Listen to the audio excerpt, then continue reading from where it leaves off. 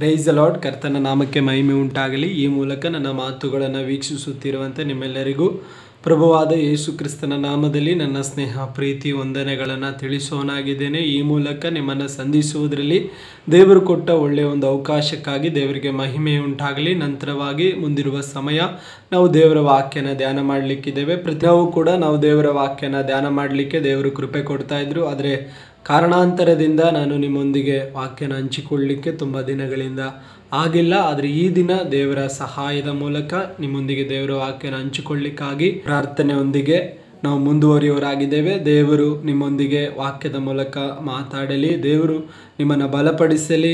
ಕಳೆದ ದಿನಗಳಲ್ಲಿ ದೇವರ ವಾಕ್ಯದಲ್ಲೆಲ್ಲ ಮಾತಾಡಿದ ವಿಷಯಗಳು ನಿಮ್ಮೆಲ್ಲರಿಗೂ ತುಂಬ ಆಶೀರ್ವಾದಕರವಾಗಿ ಇದೆ ಎಂಬುದಾಗಿ ನಾನು ನಂಬ್ತೇನೆ. ಪ್ರತಿಯೊಂದು ವಿಷಯದಲ್ಲಿ ಕೂಡ ಅನೇಕ ಬದಲಾವಣೆಗಳನ್ನು ದೇವರು ನಿಮ್ಮ ಜೀವಿತದಲ್ಲಿ ತರ್ತಾ ಇದ್ದಾರೆ. ಧೈರ್ಯ ಬೇಕಾದ ಸ್ಥಳದಲ್ಲಿ ಧೈರ್ಯವನ್ನು, ದೇವರು ಸಹಾಯ ಬೇಕಾದ ಸ್ಥಳದಲ್ಲಿ ಸಹಾಯವನ್ನು, ಯಾವೆಲ್ಲ ವಿಧದಲ್ಲಿ ದೇವರು ತನ್ನ ವಾಕ್ಯಗಳನ್ನು ನಿಮ್ಮ ಜೀವಿತದಲ್ಲಿ ಕಾರ್ಯ ಮಾಡ್ತಾ ಇದ್ದಾರೋ ಅವೆಲ್ಲ ವಿಧದಲ್ಲಿ ನಿಮ್ಮ ಜೀವಿತದಲ್ಲಿ ಒಂದು ಸಂತೋಷ ಉಂಟಾಗ್ತಾ ಇದೆ ಎಂಬುದಾಗಿ ನಾನು ಕರ್ತನಲ್ಲಿ ನಂಬುವನಾಗಿದ್ದೇನೆ. ಈ ದಿನದ ವಾಕ್ಯವು ಕೂಡ ನಿಮ್ಮ ಜೀವಿತಕ್ಕೆ ಒಂದು ಆಶೀರ್ವಾದಕರವಾದ ವಾಕ್ಯವೇ ಆಗಿರ್ತದೆ ಎಂಬುದಾಗಿ ನಾನು ನಂಬ್ತೇನೆ. ಅದರಿಂದ ಇದನ್ನು ಕೊನೆ ತನಕ ಕೇಳಿ ಅವರ ವಾಕ್ಯದ ಮೂಲಕ ಇರುವ ಆಶೀರ್ವಾದವನ್ನು ನೀವು ಹೊಂದಿಕೊಳ್ಳುವವರಾಗಿರಿ. ಕಣ್ಣುಗಳನ್ನು ಮುಚ್ಚೋಣ. ಮುಂದಿರುವ ದೇವರ ವಾಕ್ಯದ ಸಂದೇಶಕ್ಕಾಗಿ ನಾವು ಪ್ರಾರ್ಥನೆ ಮಾಡೋಣ. ಪ್ರೀತಿ ಸ್ವರೂಪನ ತಂದೆ, ಒಳ್ಳೆಯ ಸಮಯಕ್ಕಾಗಿ ಸ್ತೋತ್ರ. ಪ್ರತಿನಿತ್ಯ ನಮ್ಮೊಂದಿಗೆ ಕಳೆದ ದಿನಗಳಲ್ಲಿ ಮಾತಾಡಿದ ಹಾಗೆ ಈ ದಿನವೂ ಕೂಡ ನಿನ್ನ ವಾಕ್ಯದ ಮೂಲಕ ನಮ್ಮೊಂದಿಗೆ ಮಾತಾಡಿರಿ. ನಮಗೆ ಬೇಕಾದ ಆತ್ಮಿಕವಾದ ಆಹಾರವನ್ನು ನಿನ್ನ ವಾಕ್ಯದ ಮೂಲಕ ದಯಪಾಲಿಸಿರಿ. ನಮ್ಮ ಹೃದಯಕ್ಕೆ ಬೇಕಾದ ಧೈರ್ಯವನ್ನು, ಆಶ್ವಾಸನೆಯನ್ನು ನಿನ್ನ ವಾಕ್ಯದ ಮೂಲಕ ದೇವರೇ ನಮಗೆ ದಯಪಾಲಿಸಿರಿ ಎಂಬುದಾಗಿ ನಾವು ಕೇಳಿಕೊಳ್ತೇವೆ. ನೀ ತಾನೇ ನಮ್ಮೊಂದಿಗೆ ಮಾತಾಡುವ ದೇವರು ಅಪ್ಪ. ಅದಕ್ಕಾಗಿ ನಮ್ಮ ಮನಸ್ಸನ್ನು ಈಗಲೇ ನಾವು ಅಪ್ಪ ಸಿದ್ಧ ಮಾಡಿ ಕೊಟ್ಟಿದ್ದೇವೆ. ನಿನ್ನ ವಾಕ್ಯಗಳು ನಮ್ಮ ಮನಸ್ಸಿನಲ್ಲಿ ಬೇರೂರಲಿ. ಅದಕ್ಕಾಗಿ ನಮ್ಮನ್ನೇ ನಾವು ಒಪ್ಪಿಸಿಕೊಡ್ತೇವೆ. ಎಲ್ಲ ಘನತೆ ಮಹಿಮೆ ನಿನಗೆ, ಯೇಸುವಿನ ನಾಮದಲ್ಲಿ ತಂದೆಯೇ, ಆಮೇನ್. ಈ ದಿನದ ವಾಕ್ಯ ಸಂದೇಶದ ವಿಷಯ ಏನಾಗಿದೆ ಎಂಬುದಾಗಿ ನಾವು ನೋಡೋದಾದರೆ, ದೇವರಿಂದ ಬರುವ ಮಾತು ಎಂದಿಗೂ ನಿಷ್ಫಲವಾಗುವುದಿಲ್ಲ ಎಂಬುದಾಗಿರುವಂಥ ವಿಷಯದ ಕುರಿತು ನಾವು ಈ ಸಂದರ್ಭದಲ್ಲಿ ಧ್ಯಾನ ಮಾಡಲಿಕ್ಕಿದ್ದೇವೆ. ಅದಕ್ಕೋಸ್ಕರ ಒಂದು ವಾಕ್ಯವನ್ನು ನಾವು ಓದಿಕೊಳ್ಳೋಣ. ಲೂಕನು ಬರೆದ ಸುವಾರ್ತೆ 1ನೇ ಅಧ್ಯಾಯ ಅದರ 37ನೇ ವಚನ ಹೀಗೆ ಬರೆಯಲ್ಪಟ್ಟಿದೆ: ದೇವರಿಂದ ಬರುವ ಯಾವ ಮಾತಾದರೂ ನಿಷ್ಫಲವಾಗುವುದಿಲ್ಲ ಅಂದನು. ನಾನು ಮುಂಚೆನೇ ಹೇಳಿದೆ, ಈ ದಿನದ ವಾಕ್ಯ ಸಂದೇಶದ ವಿಷಯ ದೇವರಿಂದ ಬರುವ ಯಾವ ಮಾತು ನಿಷ್ಫಲವಾಗೋದಿಲ್ಲ. ಇಲ್ಲಿ ನಾವು ಓದಿಕೊಂಡಿದ್ದೇವೆ, ದೇವರಿಂದ ಬರುವ ಯಾವ ಮಾತಾದರೂ ನಿಷ್ಫಲವಾಗೋದಿಲ್ಲ ಅಂದನು ಎಂಬುದಾಗಿ ಇರುವಂಥ ವಾಕ್ಯನ ನಾವು ಓದಿಕೊಂಡಿದ್ದೇವೆ. ಹಾಗಾದರೆ ಈ ವಾಕ್ಯದಲ್ಲಿರುವಂಥ ಕೆಲವೊಂದು ಗಳನ್ನು ನಾವು ಮುಂದೆ ಧ್ಯಾನ ಮಾಡ್ತಾ ಹೋಗೋಣ. ಹಾಗಾದರೆ ಯಾರೊಂದಿಗೆ ಈ ವಾಕ್ಯವನ್ನು ಅಥವಾ ಈ ಮಾತನ್ನು ಹೇಳ್ತಾ ಇದ್ದಾರೆ ಅಂದರೆ, ದೇವರ ಪರವಾಗಿ ಬಂದಂಥ ದೂತನು ಮರಿಯಳೊಂದಿಗೆ ಹೇಳುವಂಥ ಒಂದು ಮಾತು. ದೇವರ ಕಡೆಯಿಂದ ಬಂದಂಥ ಗಬ್ರಿಯೇಲನ್ ಎಂಬ ದೂತನು ಮರಿಯಳೊಂದಿಗೆ ಹೇಳಿದ ಮಾತನ್ನು ನಾವೀಗಾಗಲೇ ಓದಿಕೊಂಡಿದ್ದೇವೆ. 37ನೇ ವಚನದಲ್ಲಿ ದೇವರಿಂದ ಬರುವ ಯಾವ ಮಾತಾದರೂ ನಿಷ್ಫಲವಾಗುವುದಿಲ್ಲ ಎಂಬುದಾಗಿರುವಂಥ ಮಾತನ್ನು ನಾವು ಓದಿಕೊಂಡಿದ್ದೇವೆ. ಹಾಗಾದರೆ ದೇವರ ಸಮ್ಮುಖದಲ್ಲಿ ಪ್ರಧಾನವಾಗಿ 3 ದೂತರು ಗುರುತಿಸಲ್ಪಡ್ತಾರೆ. ಅದರಲ್ಲಿ ಒಂದು ಗಬ್ರಿಯೇಲನು, ಮಿಕಾಯೇಲನು, ನಂತರ ಲೂಸಿಫರನು. ಅದರಲ್ಲಿ 3 ಜನಕ್ಕೂ ಪ್ರತ್ಯೇಕವಾದ ಒಂದು ಕೆಲಸವನ್ನು ದೇವರ ಸನ್ನಿಧಿಯಲ್ಲಿ ಹೊಂದಿರ್ತಾರೆ. ಏನೆಂಬುದಾಗಿ ಹೇಳೋದಾದರೆ, ಗಬ್ರಿಯೇಲನಿಗೆ ದೇವರ ಸಂದೇಶವನ್ನು ತಲುಪಿಸುವಂಥ ಒಂದು ಕೆಲಸವಾಗಿರ್ತದೆ. ದೇವರ ಕಡೆ ಬರುವಂಥ ಸಂದೇಶವನ್ನು ಎಲ್ಲಿಗೆ ದೇವರು ಹೇಳ್ತಾರೋ ಅಲ್ಲಿಗೆ ತಲುಪಿಸುವಂಥ ಒಂದು ಕೆಲಸ ಗಬ್ರಿಯೇಲನದಾಗಿರ್ತದೆ. ಮಿಕಾಯೇಲನದು ಯುದ್ಧ ಮಾಡುವ ಒಂದು ಕೆಲಸವನ್ನು ಆತನು ಹೊಂದಿರ್ತಾನೆ. ನಮ್ಮೆಲ್ಲರಿಗೂ ಗೊತ್ತಿರುವ ಹಾಗೆ ಲೂಸಿಫರನು ಆರಾಧನೆ ಮಾಡಲಿಕ್ಕಾಗಿ ನೇಮಿಸಲ್ಪಟ್ಟವನು. ಆತನೇ ದೊಬ್ಬಲ್ಪಟ್ಟ ದೂತನಾಗಿ ಈಗ ಸೈತಾನನಾಗಿದ್ದಾನೆ. ಆತನ ಕೆಲಸ ಆರಾಧನೆ ಮಾಡುವಂಥದ್ದಾಗಿತ್ತು. ಅಲ್ಲಿ ತನ್ನ ಮನಸ್ಸಿನಲ್ಲಿ ದೇವರಿಗಿಂತ ನಾನು ಉನ್ನತ ಸ್ಥಾನವನ್ನು ಹೊಂದ್ಕೊಳ್ಬೇಕೆಂಬ ಒಂದು ಚಿಂತೆ ಮಾಡಿದ್ರಿಂದ, ದೇವರ ಸಿಂಹಾಸನಗಿಂತಲೂ ಉನ್ನತವಾದ ಒಂದು ಸಿಂಹಾಸನ ನನಗೆ ಬೇಕು ಎಂಬುದಾಗಿರುವಂಥ ಒಂದು ಚಿಂತೆ ಬಂದಿದ್ದರಿಂದ ಆತನು ಭೂಲೋಕಕ್ಕೆ ದೊಬ್ಬಲ್ಪಟ್ಟನು. ಆತನ ಹೆಸರು ಈಗ ನಾವು ಗುರುತಿಸಲ್ಪಡೋದು ಸೈತಾನನು ಎಂಬುದಾಗಿ. ಹಾಗೆ 3 ಜನ ಪ್ರಧಾನರಲ್ಲಿ ಈಗ ನಾವು ಓದಿಕೊಂಡ ಭಾಗದಲ್ಲಿ ತಂದು ಮರಿಯಳೊಂದಿಗೆ ಮಾತಾಡ್ತಿರುವಂಥ ದೇವರ ಸಂದೇಶವನ್ನು ತಂದು ಮಾತಾಡ್ತಿರುವಂಥ ದೂತನು ಗಬ್ರಿಯೇಲನು. ಈ ಗಬ್ರಿಯೇಲನೆಂಬ ದೂತ ದೇವರ ಸಂದೇಶವನ್ನು ದೇವರು ಎಲ್ಲೆಲ್ಲಿಗೆ ಕಳಿಸಿಕೊಡ್ತಾರೋ ಅಲ್ಲೆಲ್ಲ ಹೋಗಿ ಹೇಳುವಂಥ ಒಂದು ಕೆಲಸವನ್ನು ಮಾಡುವವನಾಗಿದ್ದ. ಹಾಗಾದರೆ ಗಬ್ರಿಯೇಲನು ಇಷ್ಟು ಧೈರ್ಯವಾಗಿ ಮರಿಯಳೊಂದಿಗೆ ಹೇಳ್ತಾ ಇದ್ದಾನೆ, ದೇವರಿಂದ ಬರುವ ಯಾವ ಮಾತಾದರೂ ನಿಷ್ಫಲ ಆಗೋದಿಲ್ಲ ಎಂಬುದಾಗಿ. ಅದಕ್ಕೆ ಕಾರಣ ಏನಂದರೆ, ಗಬ್ರಿಯೇಲನ ಅನುಭವದಲ್ಲಿ ಆತನು ಅನುಭವಿಸಿದ ವಿಷಯ, ದೇವರು ಇದುವರೆಗಳ ಕಾಲ ಎಲ್ಲೆಲ್ಲಿ ನನಗೆ ಸಂದೇಶವನ್ನು ಕೊಟ್ಟು ಕಳಿಸಿದಾರೋ, ಭೂಲೋಕಕ್ಕೆ ಎಷ್ಟು ಬಾರಿ ಆತನ ಸಂದೇಶವನ್ನು ನಾನು ತಂದಿದ್ದೇನೋ ಅಷ್ಟು ಬಾರಿ ಕೂಡ ನಾನು ನಿಷ್ಫಲವಾಗಿ ಅಲ್ಲ ಹಿಂದಿರುಗಿರುವಂಥದ್ದು. ಪ್ರತಿಯೊಂದು ಬಾರಿ ಕೂಡ ದೇವರ ಮಾತು ಕಾರ್ಯರೂಪವಾಗಿ ಕಂಡು, ದೇವರು ಆತನ ಮಾತಿನ ಕಾರ್ಯವನ್ನು ಮಾಡಿದ್ದನ್ನು ನಾನು ಕಂಡು ಪ್ರತಿಫಲವಾಗಿ ಹಿಂದಿರುಗಿದ್ದೇನೆ. ಅದೇ ಒಂದು ಅನುಭವದಲ್ಲಿ ನಾನು ಹೇಳ್ತಾ ಇದ್ದೇನೆ, ದೇವರಿಂದ ಬರುವ ಒಂದು ಮಾತು ಕೂಡ ಅಥವಾ ಯಾವ ಮಾತು ಕೂಡ ನಿಷ್ಫಲ ಆಗೋದೇ ಇಲ್ಲ ಎಂಬುದಾಗಿ ಮರಿಯಳೊಂದಿಗೆ ಧೈರ್ಯವಾಗಿ ಗಬ್ರಿಯೇಲನೆಂಬ ದೂತನು ಹೇಳುವುದನ್ನು ನಾವು ನೋಡ್ತೇವೆ. ಅದರ 1ನೇ ಅಧ್ಯಾಯದ 26ನೇ ವಚನ ಓದಿಕೊಳ್ಳೋದಾದರೆ ಅದರ ಒಂದು ವಿವರಣೆ ನೀವು ಅಲ್ಲಿ ತಿಳ್ಕೊಳ್ಳಿಕ್ಕೆ ಸಾಧ್ಯ. 6ನೇ ತಿಂಗಳಿನಲ್ಲಿ ದೇವರು ಗಬ್ರಿಯೇಲನೆಂಬ ತನ್ನ ದೂತನನ್ನು ಗಲಿಲಾಯ ಸೀಮೆಯ ನಜರೇತ್ ಎಂಬ ಊರಿಗೆ ಒಬ್ಬ ಕನ್ನಿಕೆಯ ಬಳಿಗೆ ಕಳಿಸಿದನು. ಆ ಕನ್ನಿಕೆಯ ಹೆಸರು ಮರಿಯಳು. ಈಗ ಓದಿಕೊಂಡ ವಚನದಲ್ಲಿ ನಮಗೆ ಸ್ವಲ್ಪ ಅರ್ಥ ಆಗಿದೆ. ದೇವರು ತನ್ನ ದೂತನಾದಂಥ ಗಬ್ರಿಯೇಲನನ್ನು ಯಾರ ಬಳಿಗೆ? ಮರಿಯಳ ಬಳಿಗೆ ಕಳಿಸ್ತಾ ಇದ್ದೇನೆ. ಅಲ್ಲಿ ಒಂದು ಊರನ್ನು ಮೆನ್ಷನ್ ಮಾಡಿದ್ದಾರೆ, ಗಲಿಲಾಯ ಸೀಮೆಯ ನಜರೇತ್ ಎಂಬ ಊರಿಗೆ, ಅಂದರೆ ಅಲ್ಲಿರುವಂಥ ಒಬ್ಬ ಕನ್ನಿಕೆಯ ಬಳಿಗೆ ಕಳಿಸಿಕೊಟ್ಟನು. ಗಲಿಲಾಯ ಅನ್ನೋಂಥ ಒಂದು ಸೀಮೆ ಇತ್ತು, ಅದರಲ್ಲಿ 20 ಪಟ್ಟಣಗಳಿತ್ತು. 20 ಪಟ್ಟಣದಲ್ಲಿ ಒಂದು ಪಟ್ಟಣ ನಜರೇತ್. ಈ 20 ಪಟ್ಟಣಗಳು ಕೂಡ ಕತ್ತಲೆಯಿಂದ ತುಂಬಿದ ಪಟ್ಟಣಗಳಾಗಿದ್ದೆವು. ಅದರಲ್ಲಿ ನಜರೇತ್ ಅನ್ನೋದು ಕೂಡ ಒಂದು ಕತ್ತಲೆ ಆವರಿಸಿದ ಒಂದು ಪಟ್ಟಣ. ಕತ್ತಲೆ ಆವರಿಸಿದ ಪಟ್ಟಣದಕ್ಕೆ ದೇವರ ಒಂದು ಸಂದೇಶ ಬಂದಾಗ ಪಟ್ಟಣವೇ ಬದಲಾದದ್ದನ್ನು ನಾವು ನೋಡ್ತೇವೆ. ನಜರೇತ್ ಎಂಬುವಂಥದ್ದು ಸಣ್ಣ ಒಂದು ಗ್ರಾಮ.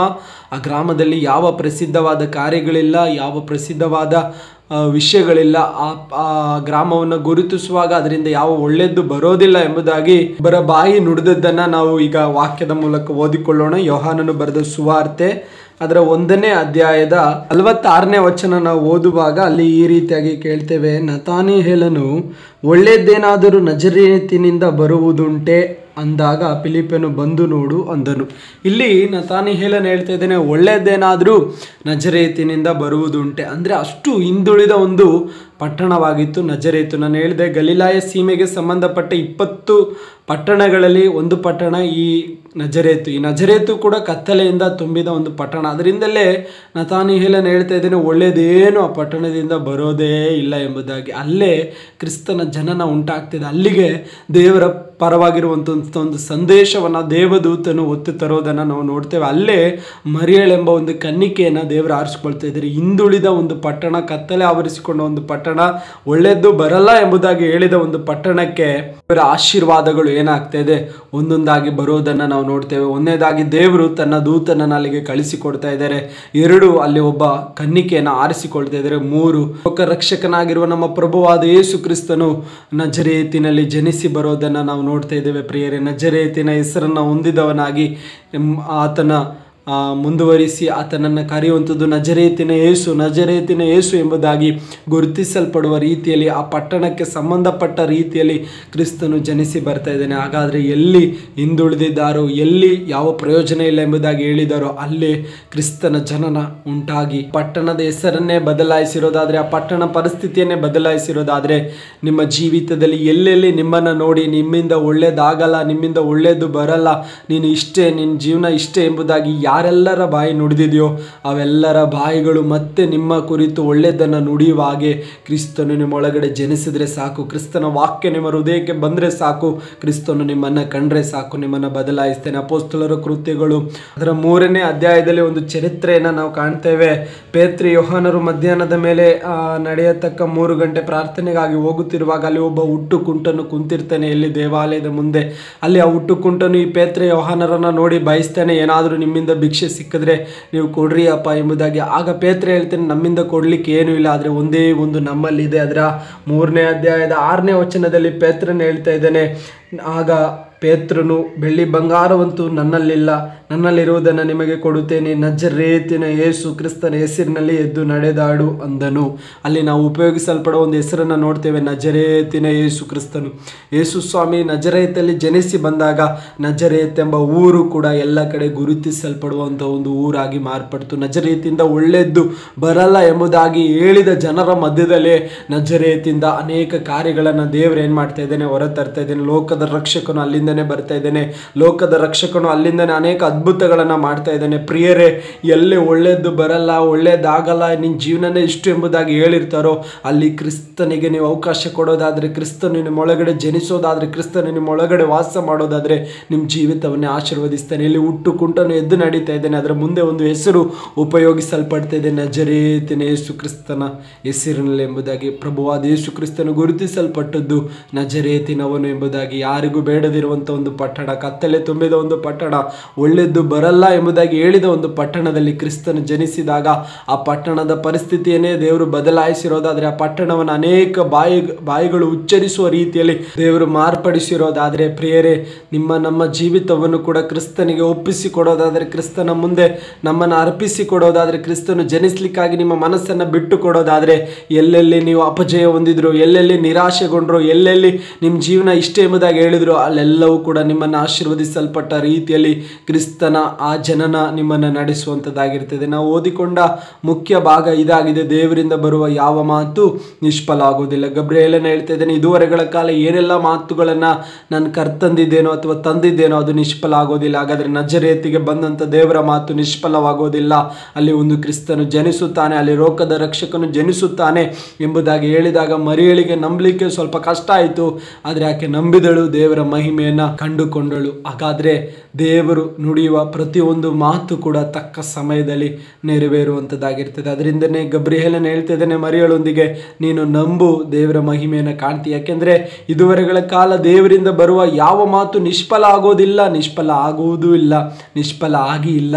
ಹಾಗಾದರೆ ದೇವರಿಂದ ಬರುವ ಯಾವ ಮಾತು ನಿಷ್ಫಲ ಆಗೋದಿಲ್ಲ. ಪ್ರಿಯರೇ, ನಿನ್ನ ಜೀವಿತದಲ್ಲಿ ದೇವರು ಯಾವುದನ್ನಾದರೂ ನುಡಿದ್ರೆ ಅದನ್ನು ನೆರವೇರಿಸ್ತಾರೆ. ಅದು ಕಷ್ಟಕರವಾಗಿ ತೋಚ್ಬೋದು, ಕಷ್ಟಕರವಾಗಿ ಕಾಣ್ಬೋದು. ದೇವರು ನಿನ್ನನ್ನು ಬದಲಾಯಿಸ್ತೀನಿ ಅಂದರೆ ಬದಲಾಯಿಸ್ತಾರೆ. ದೇವರು ನಿನ್ನನ್ನು ಮೇಲೆತ್ತುತ್ತೀನಿ ಅಂದರೆ ಮೇಲೆತ್ತುತ್ತಾರೆ.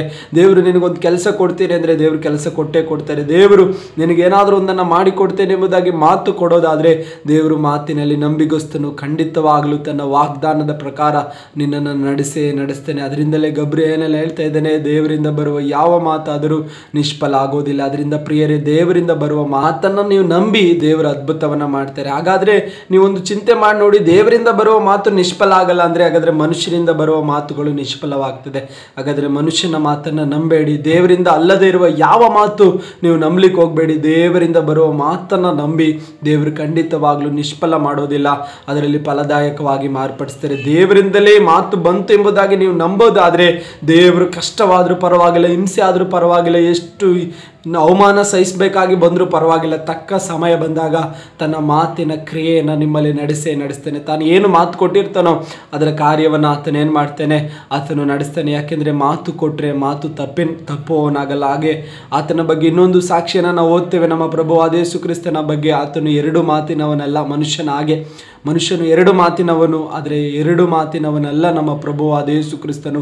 ಆತನು ಮಾತು ಕೊಟ್ಟರೆ ಮಾತು ತಪ್ಪೋದೇ ಇಲ್ಲ. ಹಾಗಾದರೆ ಪ್ರಿಯರೇ, ದೇವರಿಂದ ಬರುವ ಮಾತು ಎಂದಿಗೂ ನಿಷ್ಫಲ ಆಗೋದಿಲ್ಲ. ದೇವರಿಂದ ಬರುವ ಮಾತನ್ನು ನೀವು ನಂಬಿ ನಿಮ್ಮ ಜೀವಿತ ಧನ್ಯವಾಗಿ ಮಾರ್ಪಡ್ತದೆ, ಆಶೀರ್ವದಿಸಲ್ಪಟ್ಟ ರೀತಿಯಲ್ಲಿ ಮಾರ್ಪಡುವಂಥದ್ದಾಗಿರ್ತದೆ. ದೇವರಿಂದ ಬರುವ ಮಾತು ಯಾವುದು ನಿಷ್ಫಲ ಆಗೋದಿಲ್ಲ ಎಂಬುದಾಗಿರುವಂಥ ವಾಕ್ಯದ ಅಡಿಯಲ್ಲಿ ಈ ದಿನ ನಿಮ್ಮೊಂದಿಗೆ ಮಾತಾಡುವ ಹಾಗೆ ದೇವರು ಕೃಪೆ ಕೊಟ್ಟಿದ್ದಾರೆ. ಆ ವಾಕ್ಯನ ನಂಬೋಣ. ದೇವರ ವಾಕ್ಯ ಇದಾಗಿದೆ, ನಮ್ಮ ಕೈಯಲ್ಲಿರುವಂಥ ಸತ್ಯವೇದ, ಅದನ್ನು ನಾವು ನಂಬೋಣ. ದೇವರು ಅದ್ಭುತವನ್ನು ಮಾಡ್ತಾರೆ. ಅದರಲ್ಲಿ ಏನೆಲ್ಲ ಬರೆಸಿದಾನೋ ಅವೆಲ್ಲ ಸತ್ಯ, ಅದು ಖಂಡಿತವಾಗಲೂ ನೆರವೇರುವಂಥದ್ದಾಗಿದೆ. ಅದನ್ನು ನಂಬುವಾಗಲೇ ದೇವರು ನಮ್ಮ ಜೀವಿತದಲ್ಲಿ ಅವೆಲ್ಲವನ್ನು ನೆರವೇರಿಸುವನಾಗಿರ್ತಾರೆ. ಹಾಗಾದರೆ ಕಣ್ಣುಗಳನ್ನು ಮುಚ್ಚೋಣ. ಮುಂದಿರುವ ಸಮಯ ನಾವು ಪ್ರಾರ್ಥನೆ ಮಾಡೋಣ. ಪ್ರೀತಿ ಸ್ವರೂಪನ ತಂದೆಯ ಒಳ್ಳೆಯ ಸಮಯಕ್ಕಾಗಿ ಸ್ತೋತ್ರ. ಇದುವರೆಗಳ ಕಾಲ ನೀವು ನಮ್ಮೊಂದಿಗೆ ಮಾತಾಡಿದ್ದೀರಿ. ದೇವರಿಂದ ಬರುವ ಯಾವ ಮಾತು ನಿಷ್ಫಲವಾಗುವುದಿಲ್ಲ ಎಂಬುದಾಗಿ ಹೇಳಿದ ನಿನ್ನ ವಾಕ್ಯವನ್ನು ನಾವು ಹೃದಯಪೂರ್ವಕವಾಗಿ ನಂಬ್ತೇವೆ ಸ್ವಾಮಿ. ನೀನು ನಮ್ಮೊಂದಿಗೆ ಮಾತಾಡಿದ ಅನೇಕ ಮಾತುಗಳು ನಮ್ಮ ಜೀವಿತದಲ್ಲಿ ಇನ್ನೂ ಇದೆಯಪ್ಪ. ಅದೆಲ್ಲವೂ ನೆರವೇರುವ ಸಮಯ ಹತ್ತಿರವಾಗಿದೆ ಎಂಬುದಾಗಿ ನಾನು ನಂಬ್ತೇವೆ ಸ್ವಾಮಿ. ಒಂದು ಕೆಲಸ ಕೊಡ್ತೇನೆ ಎಂಬುದಾಗಿ ದೇವರೇ ಒಳ್ಳೆ ವಿದ್ಯಾಭ್ಯಾಸ ಕೊಡ್ತೇನೆ ಎಂಬುದಾಗಿ, ನನ್ನ ಮಕ್ಕಳ ಭಾಗ್ಯನ ನಾನು ಕೊಡ್ತೇನೆ, ಒಂದು ಗರ್ಭಫಲವನ್ನು ಕೊಡ್ತೇನೆ ಎಂಬುದಾಗಿ ದೇವರೇ ನಿನ್ನನ್ನು ಅನೇಕರ ಮುಂದೆ ಮಾನಿಸ್ತೇನೆ, ನಾನು ನಿನ್ನ ಸೇವೆಯಲ್ಲಿ ನಡೆಸ್ತೇನೆ, ನಾನು ನಿನ್ನನ್ನು ಸೇವೆಗಾಗಿ ಆರಿಸಿಕೊಂಡಿದ್ದೇನೆ, ನಾನು ತಿಳಿಯದ ಜನಾಂಗದ ಮಧ್ಯದಲ್ಲಿ ನಾನು ನಿನ್ನನ್ನು ನಡೆಸ್ತೇನೆ, ನಿನಗೆ ಒಳ್ಳೆ ಜ್ಞಾನ ವಿವೇಕ ಬುದ್ಧಿಯನ್ನು ಕೊಡ್ತೇನೆ, ಯೌವನಸ್ಥರ ಮಧ್ಯದಲ್ಲಿ ನಾನು ನಿನ್ನನ್ನು ಉಪಯೋಗಿಸಿಕೊಳ್ತೇನೆ ಎಂಬುದಾಗಿ ಅನೇಕ ವಾಗ್ದಾನಗಳನ್ನು ಪ್ರಿಯ ನಿನ್ನ ಮುದ್ದು ಮಕ್ಕಳಿಗೆ ಮಾತುಗಳಾಗಿ ಕೊಟ್ಟಿದ್ದಿ ಸ್ವಾಮಿ, ವಾಗ್ದಾನವಾಗಿ ಕೊಟ್ಟಿದ್ದೆ. ಅದು ಎಂದಿಗೂ ನಿಷ್ಫಲವಾಗುವುದಿಲ್ಲ, ತಕ್ಕ ಸಮಯದಲ್ಲಿ ನೆರವೇರುತ್ತದೆ ಎಂಬುದಾಗಿ ನಾವು ನಂಬ್ತೇವೆ. ನೆರವೇರಿಸುವ ದೇವರು ನೀನಾಗಿರುವುದಕ್ಕಾಗಿ ನಿನಗೆ ಮಹಿಮೆ, ಎಲ್ಲ ಘನತೆ ಮಹಿಮೆ ನಿನಗೆ ಯೇಸುವಿನ ನಾಮದಲ್ಲಿ ತಂದೆಯೇ, ಆಮೇಲೆ ಈ ವಾಕ್ಯದ ಮೂಲಕ ದೇವರು ನಿಮ್ಮನ್ನು ಆಶೀರ್ವದಿಸಲಿ. ಕೆಳಗೆ ಕೊಟ್ಟಿರುವ ನಂಬರ್ಗೆ ನೀವು ಸಂಪರ್ಕ ಮಾಡೋದಾದ್ರೆ ನಿಮ್ಮ ಪ್ರಾರ್ಥನೆ ಮನವಿಗಳಿಗಾಗಿ ನಾವು ಪ್ರಾರ್ಥನೆ ಮಾಡ್ಕೊಳ್ತೇವೆ. ಈ ನಂಬರಿನಲ್ಲಿ ವಾಟ್ಸಪ್ ಇದೆ, ಅಂತ ಕಳಿಸೋದಾದ್ರೆ ಪ್ರತಿದಿನದ ಪ್ರಾರ್ಥನೆಗೆ ಜಾಯಿನ್ ಆಗ್ಬೋದು. Praise the Lord, God bless you, amen.